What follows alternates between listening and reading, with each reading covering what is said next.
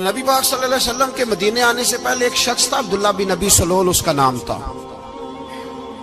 تو مدینے والے لوگ اس کو اپنا پیشوا مانتے تھے، اوس بھی خزرج بھی، اس کی تاج پوشی بھی کی، بڑی اس کی منتا تھی۔ جب حضور آ گئے تو اس کا کاروبار بند ہو گیا۔ اب لوگ یہ نہیں سمجھتے کہ میں غلط ہوں، لوگ کسی کے مفادات کو ٹھیس پہنچتی ہے تو مخالفت کرنے لگ جاتا ہے۔ اب اس کے حالات جب خراب ہوئے تو اس نے پتہ کیا کیا، جھوٹ موٹ کا کلمہ پڑھ لیا۔ سمجھ آ رہی ہے باتوں؟ جھوٹ موٹ کا، اور منافقوں کا ایک ٹولہ اس نے تیار کر لیا جس کا قرآن مجید نے سورہ منافقون میں ذکر کیا۔ ایک جنگ کا موقع تھا، نبی پاک صلی اللہ علیہ وسلم تشریف لے گئے تو عبداللہ بن ابی سلول بھی چلا گیا۔ حضرت عمر فاروق رضی اللہ تعالیٰ عنہ کے ایک غلام تھے، وہ پانی لینے کنویں پہ گئے۔ ادھر سے انصار میں سے، چونکہ حضرت عمر کے غلام مہاجر تھے، انصار میں سے ایک شخص پانی لینے پہلے سے آیا ہوا تھا۔ پانی بھرنے میں کوئی اختلاف ہو گیا، جھگڑا ہو گیا، مار کٹائی تک نوبت آ گئی۔ حضرت عمر کے غلام نے کچھ چیز مار دی، اس شخص کو زخمی ہو گیا۔ اس نے پکارا، عبداللہ بن ابی سلول نے سمجھا کہ موقع اچھا ہے، دوڑا ہوا آیا اور آ کر اس نے کہا، انصار مدینہ بھاگ کے آؤ، جلدی آؤ،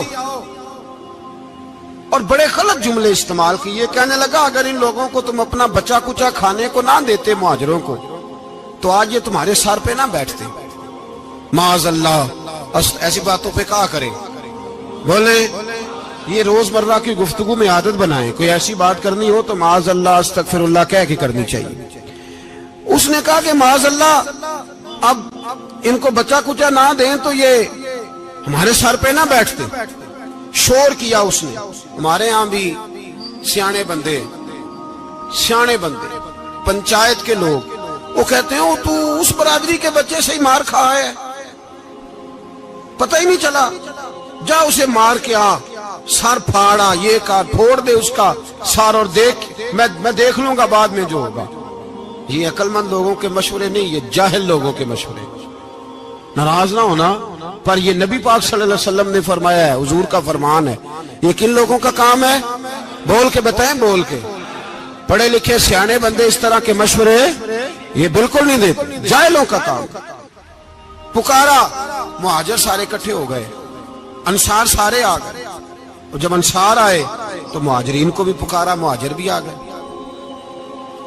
اب وہ گتھم گتھا ہونے لگے تو کسی نے جا کے محبوب پاک کے کان میں کہا، یا رسول اللہ، وہاں تو مہاجر انصار لڑنے لگے، وہ پرانی لڑائیاں پھر سے جاگ گئی ہیں۔ نبی پاک تشریف لائے، حضور نے وہاں لفظ بیان کیے، فرمایا یہ تم نے کیا جاہلوں جیسا کام شروع کیا ہوا ہے؟ یہ کون سا کام ہے؟ اللہ کرے ہم سب اس کام سے باز آ جائے، آمین تو کہنا۔ اور تو اس برادری دے منڈے کوئی مار کھائے، برادری کیا ہوتی ہے؟ برادری تو تعارف کے لیے، اونچ نیچ کہاں سے آ گئی؟ کہا میرے رسول پاک علیہ الصلوۃ والسلام نے، فرمایا تم جاہلوں جیسے کام کر رہے ہو۔ صلح کرائی، بات رفع دفع کرائی، لوگ چلے گئے، معاملہ ٹھنڈا ہو گیا۔ لیکن عبداللہ بن سلول نے کہا کہ میں یہ موقع خالی نہیں جانے دوں گا۔ پھر گیا وہ، اور جا کے انصار مدینہ سے کہنے لگا، ایک دفعہ جا لینے دو مدینے، تم نے میری بات نہیں نہ سنی، جو وہاں بڑے سردار بیٹھے ہیں ان سے بات کروں گا، اور معاذ اللہ ثم معاذ اللہ ہم ان بے عزت لوگوں کو مدینے سے نکال دیں گے، وہاں صرف عزت والے رہیں گے۔ یہ غلط جملے اس نے ادا کیے جس کو قرآن پاک نے سورہ منافقون میں بیان فرمایا ہے۔ اس نے یہ بات کی، ایک صحابی تھے حضرت زید رضی اللہ تعالیٰ عنہ، وہ سن رہے تھے، آ کے عرض کی، یا رسول اللہ صلی اللہ علیہ وسلم، عبداللہ بن ابی سلول تو اس طرح کہہ رہا ہے کہ مدینے جا کے عزت والے دوسروں کو نکال دیں گے، اور تم اگر اپنا بچہ انہیں نہ دیتے تو معاذ اللہ آج یہ ایسا نہ کرتے۔ حضرت عمر نے بھی سن لیا، حضرت عمر نے بات سن لی، تلوار نکالی اور دوڑے۔ حضور نے بازو پکڑا، فرمایا کدھر جا رہے ہو؟ کہا یا رسول اللہ، اگر آج سزا نہ دی تو کل اور بات بھی کرے گا، اور اگر آج ایک قتل ہو گیا تو باقی سیانے بن جائیں گے۔ یا رسول اللہ مجھے چھوڑے، میں ماروں گا۔ حضور نے فرمایا عمر چپ کر، وہ جھوٹ موٹ کا کلمہ پڑھتا ہے، لوگ کہیں گے کہ محمد ابن عبداللہ نے اپنے ساتھی مارنے شروع کر دیے۔ چپ کر، حوصلہ کر، صبر کر، دلیری کر۔ حضرت عمر کہتے ہیں میری حضور کے کہنے پر میں ٹھہر تو گیا، پر وہ میرے اندر جو آگ لگی ہوئی تھی ٹھنڈی نہیں ہو رہی۔ کہتے ہیں میں چپ تو کر گیا۔ نبی پاک علیہ السلام نے پوچھا عبداللہ بن ابی سلول سے، تو نے یہ کہا ہے؟ کہنے لگا حاشا و کلا، میں نے بات ہی نہیں کی نا۔ اب لوگ کہنے لگے کہ زید تو نوجوان ہے، تو یہ بوڑھا آدمی ہے، چلو صحیح کہتا ہوگا۔ حضور بھی خاموش ہو گئے۔ اللہ پاک نے قرآن مجید نازل فرما دیا، فرمایا اللہ نے سن لی ان کی بات جنہوں نے یہ کہا ہے، اور پھر لفظ بڑے حسین ہے، فرمایا یہ کہتے ہم عزت والے ہیں؟ نہیں، وَلِلَّهِ الْعِزَّةُ وَلِرَسُولِهِ وَلِلْمُؤْمِنِينَ، فرمایا عزت تو اللہ کے پاس ہے، اللہ کے رسول کے پاس ہے، اور عزت تو مومنوں کے پاس ہے، مومنین کے پاس عزت ہے۔